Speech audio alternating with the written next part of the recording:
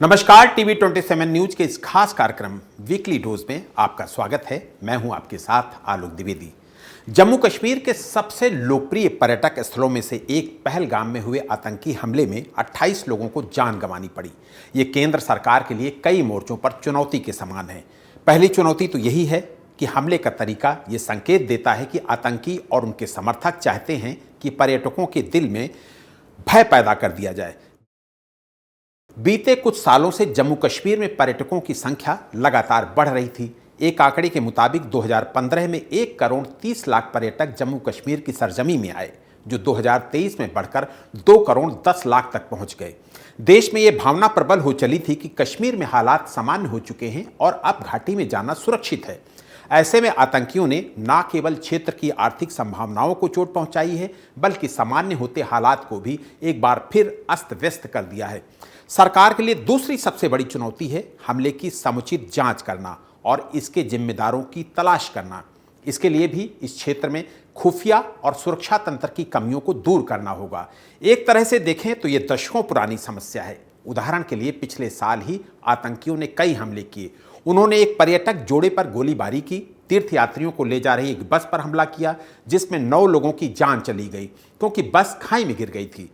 एक सुरंग निर्माण स्थल के करीब उन्होंने गोलीबारी करके 6 प्रवासी श्रमिकों और एक चिकित्सक की हत्या कर दी थी। इससे भी चिंताजनक बात यह है कि आतंकियों ने अपने पारंपरिक दायरे का विस्तार घाटी से जम्मू तक कर दिया। आधिकारिक आंकड़ों के मुताबिक 2021 से 2024 के बीच जम्मू में 30 ऐसे हमले हुए जिनमें पाकिस्तानी आतंकी शामिल थे। इनमें कई नागरिकों की मौत हुई। दरअसल पिछले दिनों कुछ ऐसी घटनाएं हुई थी जिससे यह अंदेशा जताया जा रहा था कि पर्यटकों के सीजन में आतंकी खतरा हो सकता है। खास तौर पर अमेरिका के साथ भारत की पिछले दिनों वैश्विक स्तर पर जो निकटता दिखी, उसे लेकर पाकिस्तान नाखुश था। इन सब के साथ ही कनाडाई अमेरिकी तहव्वुर राणा का भी भारत प्रत्यर्पण भी पाकिस्तान में बैठे आतंकी संगठनों को परेशान कर रहा था। तहव्वुर राणा वो आतंकी है जो भारत में 26/11 जैसे आतंकी हमले का गुनहगार है।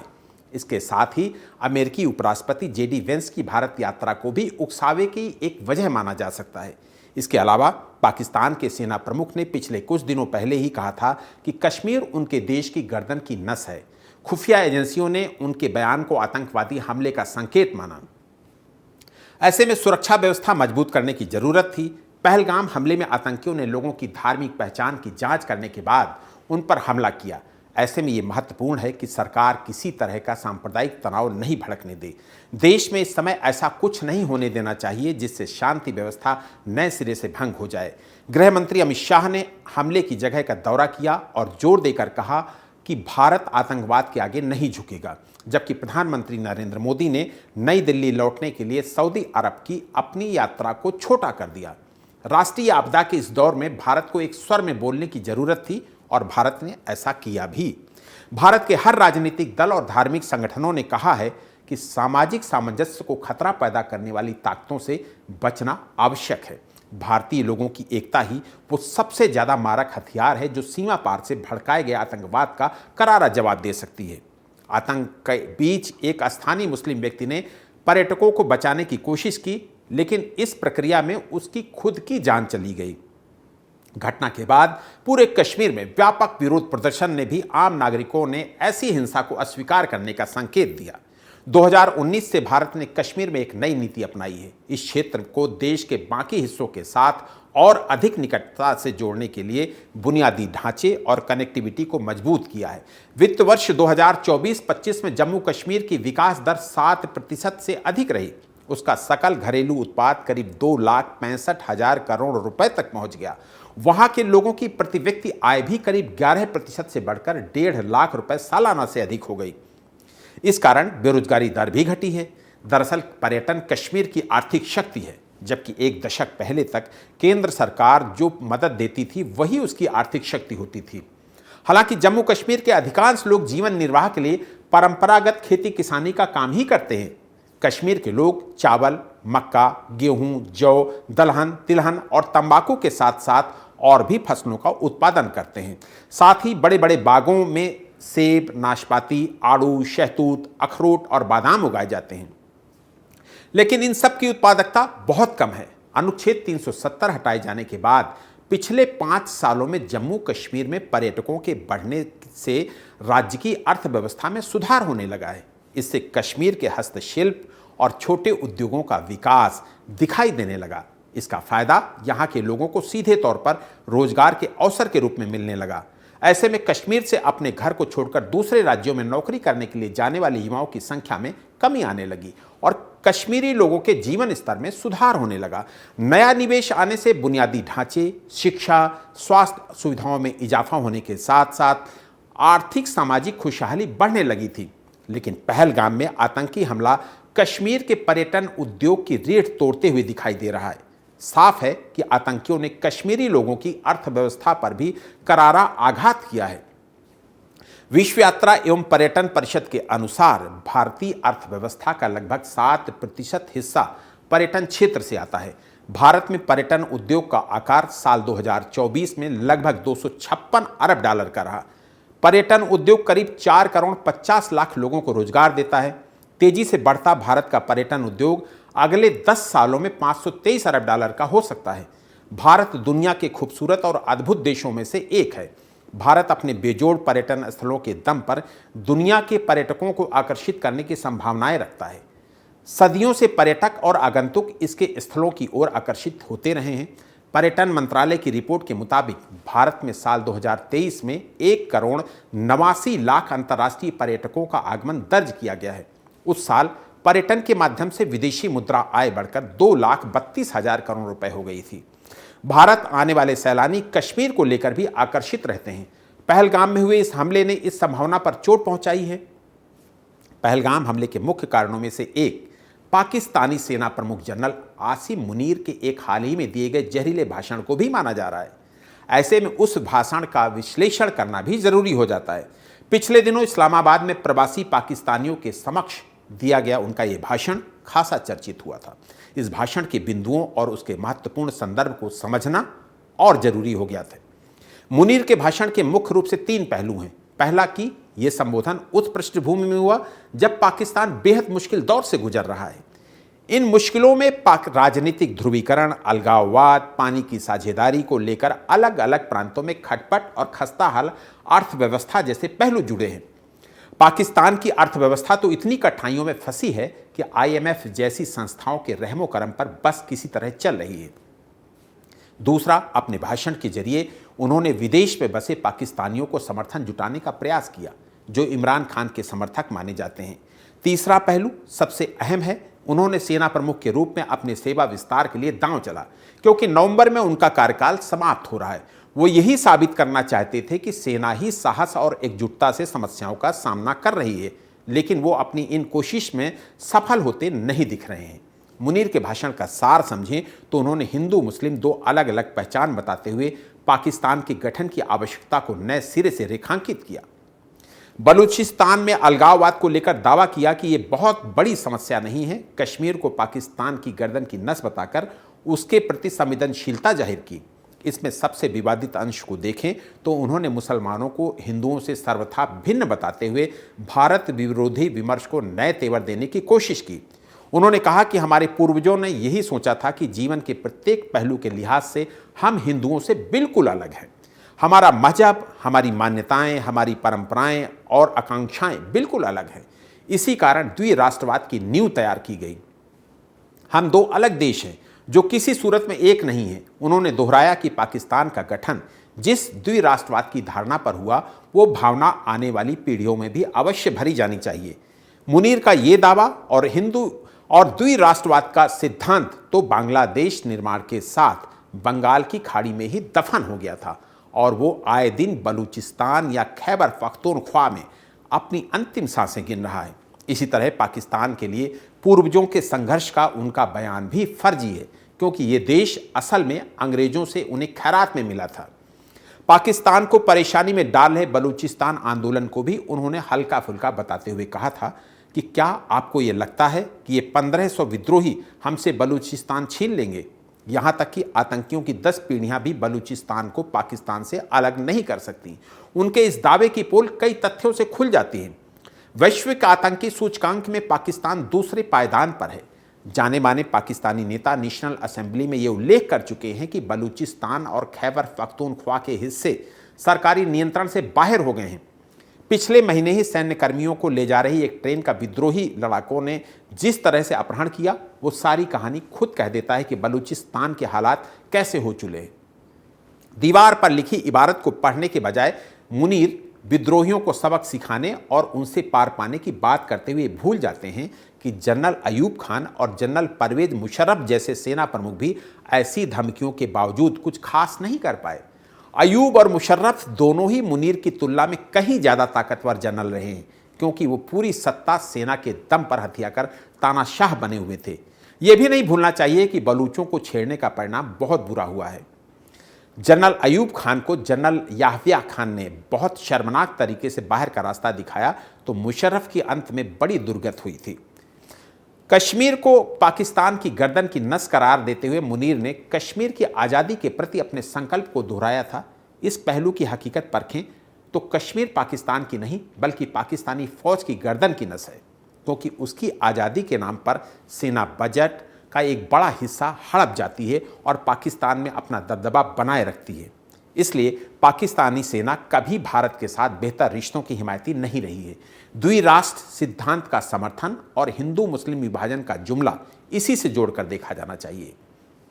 अपने भाषण में इस्लामिक मजहबी किताबों के संदर्भों का हवाला देकर भी मुनीर ने खुद को एक मजबूत नेता के रूप में रखने का प्रयास किया और ये जताया कि असली कमान उनके ही पास है।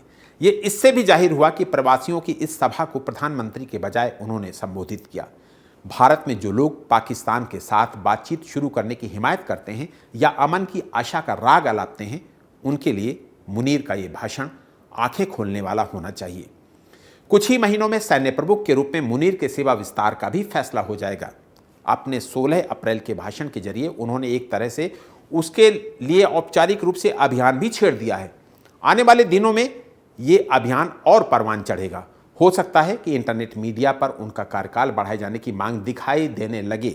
साथ ही उन्हें पाकिस्तान का रहनुमा बताने वाले उनके समर्थन में कई शहरों में पोस्टर भी नजर आ जाए तो हैरानी नहीं होनी चाहिए। भारत के साथ बढ़ती तनातनी में वो अपना ये दावा और मजबूती से जरूर आगे बढ़ाएंगे। पहलगाम आतंकी हमले के बाद भारत ने पाकिस्तान पर जवाबी कार्रवाई शुरू कर दी है। पाकिस्तान सरकार के सोशल मीडिया एक्स हैंडल को भारत में ब्लॉक कर दिया गया है।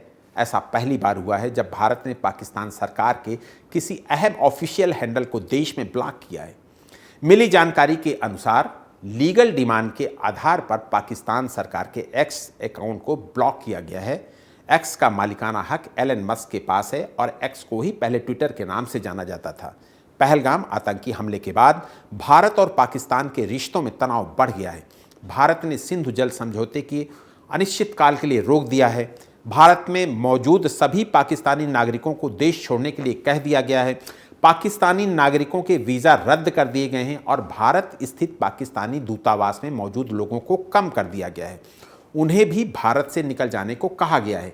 इसके साथ ही भारत ने इस्लामाबाद में स्थित अपने उच्चायोग से सैन्य सलाहकारों को वापस बुलाने का फैसला कर लिया है। दरअसल सरकारी एजेंसियों को सबूत मिले हैं कि पहलगाम में निर्दोष पर्यटकों पर जो हमला किया गया है उसे पाकिस्तान का समर्थन मिला था। हमला करके गायब हुए आतंकी पाकिस्तान में बैठे अपने आकाओं से निर्देश ले रहे थे। भारत सरकार ने रक्षा बलों को खुली छूट दे दी है ताकि किसी भी तरह के हमले का जवाब दिया जा सके। आतंकियों पर कार्रवाई के लिए भी सुरक्षा बलों को निर्देश दिए गए हैं। प्रधानमंत्री नरेंद्र मोदी की अध्यक्षता में कैबिनेट कमेटी ऑन सिक्योरिटी की बैठक आयोजित की गई, जिसमें जम्मू कश्मीर के पहलगाम में हुए आतंकी हमले को देखते हुए कई महत्वपूर्ण निर्णय लिए गए। इनमें सिंधु जल संधि को स्थगित करना, अटारी बॉर्डर को बंद करना और पाकिस्तानी नागरिकों के वीज़ा रद्द करना जैसे शामिल है। तो वहीं सर्वदलीय बैठक में भी इस हमले की कड़ी निंदा की गई और सभी दलों ने एकजुट होकर आतंकवाद के खिलाफ सख्त कदम उठाने की मांग की। बैठक में यह भी चर्चा हुई कि अंतर्राष्ट्रीय मंचों पर भारत की स्थिति को और मजबूत किया जाए। अब भारत के कड़े रुख से पाकिस्तान बौखला गया है। पाकिस्तान ने कहा है कि पहलगाम के हमले से उसका कोई लेना देना नहीं है। पाकिस्तान की तरफ से यह भी कहा गया है कि भारत के कई अंदरूनी राज्यों में इस तरह से असंतोष फैला हुआ है, कहीं नक्सलवाद तो कहीं अलगाववाद, और भारत हमेशा हर तरह की हिंसा के लिए पाकिस्तान को जिम्मेदार ठहरा देता है। पाकिस्तान चाहे कितनी भी दुहाई दे, दुनिया जानती है कि वो पूरे विश्व में आतंक को एक मजबूत गढ़ बन चुका है। यहां तक कि अमेरिका के वर्ल्ड ट्रेड सेंटर में हुए हमले के मुख्य आरोपी ओसामा बिन लादेन भी पाकिस्तान में ही छिपा हुआ था, और वो भी एबटाबाद जैसे एक पाश इलाके में। उस इलाके की सुरक्षा पाकिस्तान की सेना करती है। अमेरिकी सेना ने भी सर्जिकल स्ट्राइक करके ओसामा बिन लादेन को पाकिस्तान की अनुमति के बिना उसके देश में ही घुसकर मार भी दिया था और उसकी लाश को अपने साथ ले भी गई थी। ओसामा बिन लादेन की लाश को अमेरिकी सेना ने समुद्र के अज्ञात स्थान पर ले जाकर डुबो दिया था ताकि कोई उसकी मजार या समाधि न बना डाले। इसलिए भारत पर आतंकी हमले के लिए पाकिस्तान जिम्मेदार है, इस बात को दुनिया अच्छे से जानती है। भारत ने पाकिस्तान के साथ सिंधु जल संधि को रद्द किया तो पाकिस्तान ने भारत के इस फैसले पर एतराज जताया। पाकिस्तान तहरीक-ए-इंसाफ पार्टी, जिसे कि पाकिस्तान में पीटीआई के नाम से जाना जाता है, उसके नेता और पाकिस्तान के पूर्व सूचना और तकनीकी मंत्री चौधरी फवाद हुसैन ने कहा है कि अंतर्राष्ट्रीय कानून के तहत भारत ऐसा नहीं कर सकता है। ऐसे में सिंधु जल संधि का विश्लेषण करना भी जरूरी हो जाता है। दरअसल ब्रिटिश राज के दौरान ही दक्षिण पंजाब में सिंधु नदी घाटी पर बड़ी नहर का निर्माण करवाया गया था। उस इलाके को इसका इतना लाभ मिला कि बाद में वो दक्षिण एशिया का एक प्रमुख कृषि क्षेत्र बन गया। भारत और पाकिस्तान के बीच बंटवारे के दौरान जब पंजाब को विभाजित किया गया तो इसका पूर्वी भाग भारत के पास और पश्चिमी भाग पाकिस्तान के पास चला गया। बंटवारे के दौरान ही सिंधु नदी घाटी और इसकी विशाल नहरों को भी विभाजित कर दिया गया, लेकिन इससे होकर मिलने वाले पानी के लिए पाकिस्तान पूरी तरह भारत पर निर्भर था। पानी के बहाव को बनाए रखने के उद्देश्य से पूर्व और पश्चिम पंजाब के चीफ इंजीनियरों के बीच 20 दिसंबर 1947 को एक समझौता हुआ। इसके तहत बंटवारे से पहले तय किया गया कि भारत पानी का निश्चित हिस्सा 31 मार्च 1948 तक पाकिस्तान को देता रहेगा। 1 अप्रैल 1948 को जब समझौता लागू नहीं रहा तो भारत ने 2 प्रमुख नहरों का पानी रोक दिया, जिससे पाकिस्तानी पंजाब की 17 लाख एकड़ जमीन पर हालात खराब हो गए। भारत के इस कदम के कई कारण बताए गए, जिसमें एक था कि भारत कश्मीर मुद्दे पर पाकिस्तान पर दबाव बनाना चाहता था। बाद में हुए समझौते के बाद भारत पानी की आपूर्ति जारी रखने पर राजी हो गया। 1951 में प्रधानमंत्री जवाहरलाल नेहरू ने टेंसी वैली अथॉरिटी के पूर्व प्रमुख डेविड लिलियंथल को भारत बुलाया। लिलियंथल पाकिस्तान भी गए और वापस अमेरिका लौटकर उन्होंने सिंधु नदी घाटी जल बंटवारे पर एक लेख लिखा। ये लेख विश्व बैंक प्रमुख और लिलियंथल के दोस्त डेविड ब्लैक ने भी पढ़ा और उन्होंने भारत और पाकिस्तान के प्रमुखों से इस बारे में संपर्क किया और फिर दोनों पक्षों के बीच बैठकों का सिलसिला शुरू हुआ। ये बैठकें करीब 1 दशक तक चलीं और आखिरकार 19 सितंबर 1960 को कराची में सिंधु नदी घाटी पर संधि पर हस्ताक्षर हुए। संधि के मुताबिक सिंधु, झेलम और चिनाब को पश्चिम नदियां बताते हुए इनका पानी पाकिस्तान के लिए तय किया गया, जबकि रावी, व्यास और सतलज की पूर्वी नदियां बताते हुए इनका पानी भारत के लिए तय किया गया। इसके मुताबिक भारत पूर्वी नदियों के पानी का कुछ अपवादों को छोड़कर बेरोक टोक इस्तेमाल कर सकता है।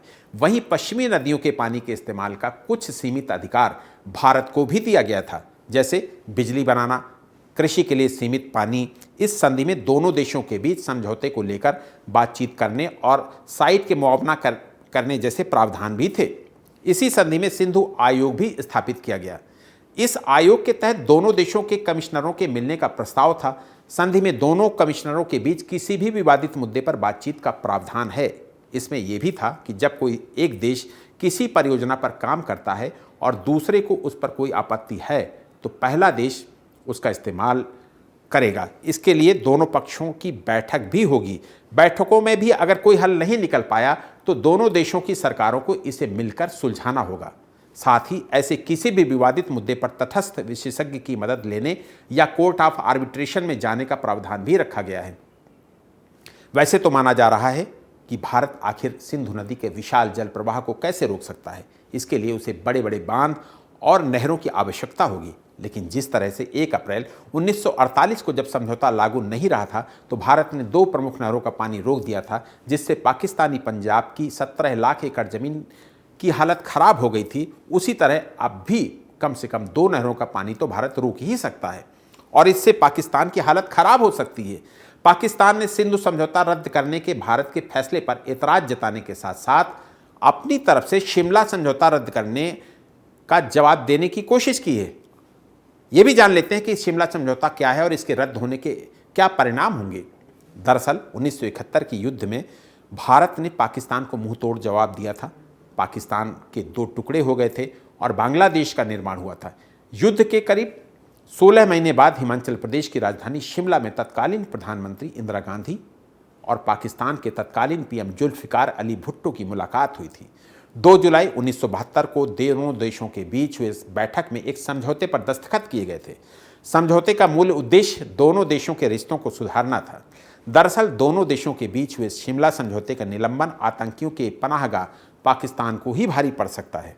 शिमला समझौते का मुख्य बिंदु नियंत्रण रेखा, जिसे कि एलओसी कहा जाता है, की पवित्रता को बनाए रखना है।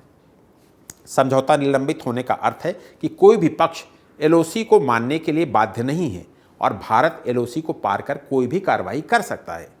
शिमला समझौते ने एलओसी को स्थायी सीमा के रूप में मान्यता दी थी। इसके तहत दोनों देशों ने बल प्रयोग न करने और नियंत्रण रेखा का सम्मान करने की प्रतिबद्धता जताई थी। इसके निलंबन पर भारत नियंत्रण रेखा के पार, विशेष रूप से पाकिस्तान के कब्जे वाले कश्मीर में अधिक आक्रामक रणनीति अपना सकता है। भारत पीओके के लोगों के साथ सीधा संपर्क स्थापित कर सकता है। इसका खामियाजा पाकिस्तान को उठाना पड़ सकता है। शिमला समझौता कश्मीर को द्विपक्षीय मुद्दा बनाए रखने का आधार है। ये समझौता दोनों देशों को आपसी बातचीत और शांतिपूर्ण तरीकों से कश्मीर मुद्दे को हल करने के लिए बाध्य करता है। इसके निलंबन से भारत को मजबूत तर्क मिल जाएगा कि पाकिस्तान ने खुद ही इस समझौते को खारिज कर दिया है। इसके परिणाम स्वरूप ये होगा कि भारत कश्मीर पर अपनी नीतियों को और मजबूत करने के लिए स्वतंत्र हो जाएगा। इस पूरे मामले पर एक आशंका ये भी जताई जा रही है कि भारत पाकिस्तान के खिलाफ सैन्य कार्रवाई भी कर सकता है। अगर दोनों देशों के बीच जंग जैसी स्थिति बनी तो क्या होगा? पाकिस्तान आर्मी खुद मानती है कि भारतीय सेना कम से कम पाकिस्तानी सेना का मटिया मेट तो कर ही सकती है। पाकिस्तान आर्मी के टॉप ऑफिसर मानते हैं कि भारत के साथ एक और जंग हुई तो भले ही पूरा पाकिस्तान खत्म ना हो, मगर यह पक्का है कि पाकिस्तानी सेना का पूरी तरह से खात्मा हो जाएगा। ये बात अमेरिका की सेंट्रल इंटेलिजेंस एजेंसी, जिसे CIA के नाम से जाना जाता है, ने 1993 में लिखी एक गुप्त रिपोर्ट में कहा था, जो हाल ही में सार्वजनिक भी हो गई है। भारत और पाकिस्तान के बीच सैन्य संतुलन, आर्थिक विकास और राजनीतिक माहौल का विस्तृत मूल्यांकन करते हुए अमेरिका ने अनुमान लगाया कि पूर्ण युद्ध की संभावना केवल 20% है, लेकिन ये संभावना किसी बड़े आतंकवादी हमले से बदल सकती है, जिसे किसी एक पक्ष ने दूसरे की शह पर किया हुआ माना हो। 1993 की राष्ट्रीय खुफिया आकलन report India Pakistan prospects for war in the 1990s ने कहा कि पाकिस्तान ने 1980 के दशक के अंत में भारत के खिलाफ रणनीतिक रुचि खो दी थी, जब भारत ने 1971 के युद्ध में पाकिस्तान को विभाजित कर दिया था। रिपोर्ट में चिंता जताई गई है कि पूर्ण युद्ध को रोकने के प्रयासों के बावजूद भारत और पाकिस्तान द्वारा विकसित किए गए परमाणु हथियारों से हालात और बिगड़ सकते हैं। रिपोर्ट में लिखा गया कि पाकिस्तान परमाणु हथियारों को मुख्य रूप से भारत के साथ किसी संघर्ष में अपनी सुरक्षा के बीमा के रूप में देखता है, जिसमें भारत की पारंपरिक सैन्य शक्ति श्रेष्ठ है। हालांकि पूर्ण युद्ध की संभावना कम मानी गई है, लेकिन रिपोर्ट में कहा गया है कि बड़े पैमाने पर आतंकी हमले या दूसरे विशेष हालात इस संघर्ष को बढ़ा सकते हैं। भारत की सैन्य कार्रवाई, जैसे सीमा पर घुसपैठ के रास्तों को बंद करना या पाकिस्तान को आतंकवाद के समर्थन के लिए सजा देना, इस टकराव को और गंभीर बना सकता है। अमेरिकी खुफिया एजेंसी CIA ने यह भी कहा कि भारत पारंपरिक तौर पर पाकिस्तान से सैन्य लिहाज से श्रेष्ठ है। रिपोर्ट में चेतावनी दी गई है कि भारत ने सैन्य क्षमताओं में तेजी से सुधार किया है, जो कि युद्ध के हालात में पाकिस्तान की स्थिति को कमजोर कर सकता है। इस्लामाबाद को यह महसूस हो सकता है कि उसे बढ़ती हुई भारतीय सैन्य ताकत और नई सैन्य रणनीति के जवाब में परमाणु विकल्पों का सहारा लेना पड़ सकता है। रिपोर्ट के एक दूसरे हिस्से में कहा गया है कि इस्लामाबाद में फैसले लेने वाले सैन्य अधिकारी या राजनेता अंतिम उपायों पर विचार कर सकते हैं, जैसे परमाणु हथियारों का उपयोग करना भी उनके लिए अंतिम उपाय बन सकता है। ये बात 1993 की उस गुप्त CIA रिपोर्ट में कही गई थी। हालांकि अनजाने में होने वाले परमाणु हमलों को रोकने के लिए भारत पाकिस्तान में 2 समझौते हुए। अब जबकि पाकिस्तान ने द्विपक्षीय समझौतों को रद्द कर दिया है, तो अब यह समझौता भी स्थगित हो गया है। इसे पाकिस्तान की ओर से पूरी दुनिया को परमाणु विनाश की धमकी देने वाला कदम माना जा सकता है। दुनिया के देश इसे गैर जिम्मेदाराना कदम के रूप में देखेंगे और पाकिस्तान को अंतर्राष्ट्रीय स्तर पर अलग थलग भी किया जा सकता है। अगर ऐसा हुआ तो ये भारत के लिए युद्ध से पहले ही युद्ध जीतने वाली बात होगी। लेकिन भारत पर गंभीर खतरा भी मंडराता रहेगा, क्योंकि इस युद्ध में पाकिस्तान का आत्मघाती हो जाना भारत की बर्बादी का कारण बनकर भी सामने आ सकता है। वीकली डोज में आज इतना ही। देश और दुनिया की तमाम खबरों के लिए देखते रहिए TV 27 न्यूज़। नमस्कार।